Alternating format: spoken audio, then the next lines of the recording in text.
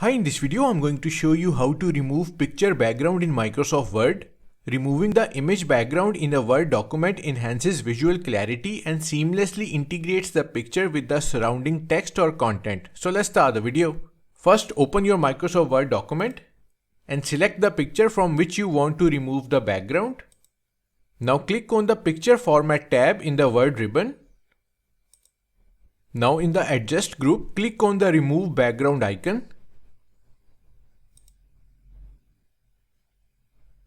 You will notice that the background of your picture is now highlighted with the purple tint. Microsoft Word does its best to automatically detect the background and subject of the image, but sometimes it may not be perfect. In Refine section, use the Mark Areas to Keep tool to preserve part of the background you want to retain, and Mark Areas to Remove tool to erase unwanted elements. Simply draw the line around the area you want to keep or remove.